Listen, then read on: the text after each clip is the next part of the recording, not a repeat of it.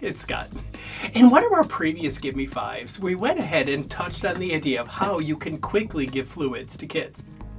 And we touched on the whole idea that you can hang fluids to gravity, you can run them on a pump, you can add a pressure bag, or if you take a syringe and a stopcock, you can do what's traditionally taught with the push and the pull.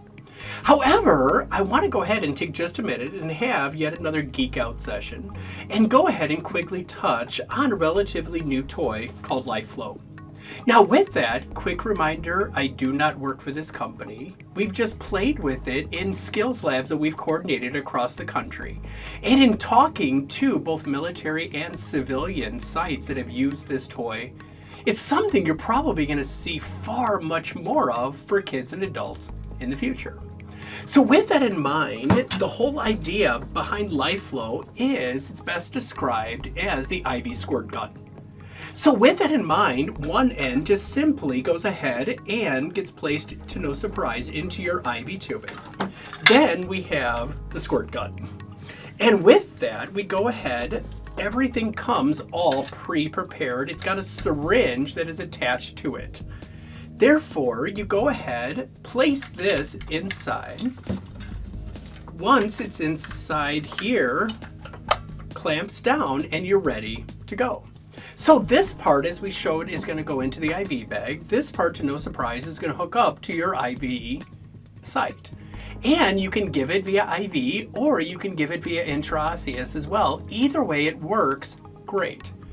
Now, the idea being that you can go ahead and flush your tubing. And the way you flush your tubing in this case is you just simply go ahead and squirt.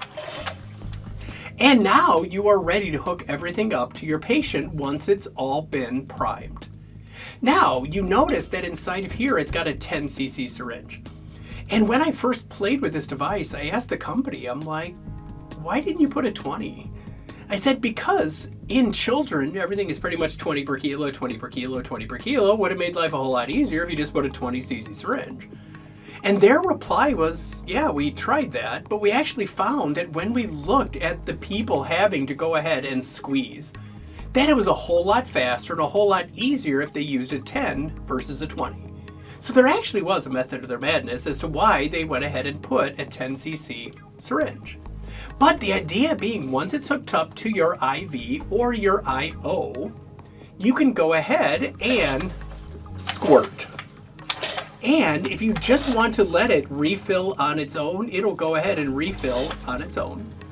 Or if you want to get fluids even faster, then you can do the technique where you squish, take the back of your fingers and go ahead and actually push it to make it refill faster. But as you can see, you can give an unbelievable amount of fluid, just 10 cc's at a time. Take that one step further, can you use this for blood? And that's a great question, because up until recently, the answer was called maybe. But more importantly, recently, within the last couple of months, it's actually now received FDA approval for blood. So the moral of the story is absolutely you can use it for fluids. And now in your trauma patient, you can use it for blood as well. Put that all together, moral of the story is simple.